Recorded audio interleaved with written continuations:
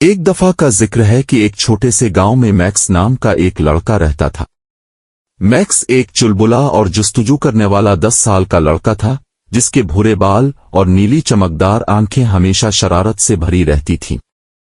لیکن اس کے لیے سب سے قیمتی چیز اس کا سب سے اچھا دوست تھا، اس کا وفادار کتا بڈی۔ بڈی کوئی عام کتا نہیں تھا، وہ ایک سنہری رنگ کا کتا تھا جس کا کوٹ سورج کی روشنی کی طرح چمکتا تھا۔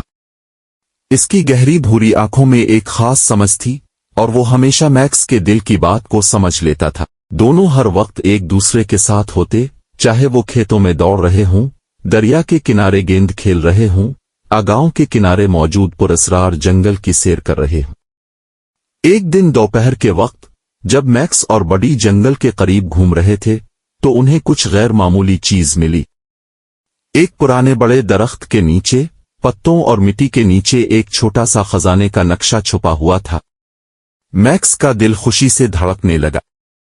نقشہ پرانا تھا، جس پر دھندلے نشانات اور عجیب و غریب نشانیاں تھیں جو ایک مہم کی طرف اشارہ کرتی تھیں۔ بڈی، ہم خزانے کی تلاش پر جا رہے ہیں، میکس نے خوش ہو کر کہا، اور بڈی نے جواب میں بھونک کر اپنی دم ہلائی۔ وہ دونوں اپنی مہم پر نکل پڑے، نقشے کے پیچھے پیچھے گھنے جنگل میں داخل ہو گئے۔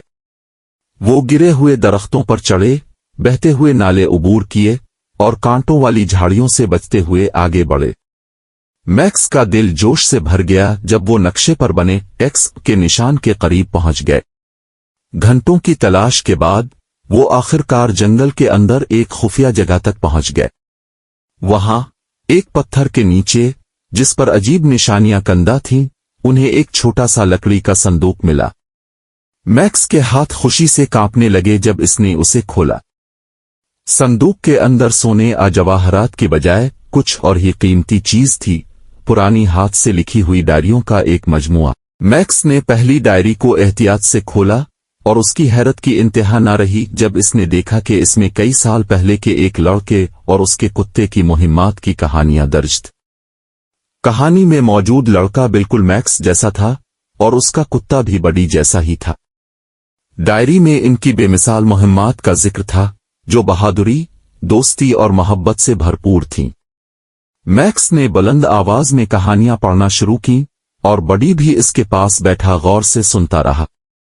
انہیں احساس ہوا کہ اصل خزانہ سونا جواہرات نہیں، بلکہ وہ مہمات تھیں جو انہوں نے اکٹھے کیں اور وہ یادیں تھیں جو انہوں نے بنائیں۔ اس دن کے بعد سے میکس اور بڈی نے اپنے ارد گرد کی دنیا کی تلاش جاری رکھی، ہمیشہ نئی مہمات کی تلاش میں رہتے اور اپنی کہانیاں خود بناتے۔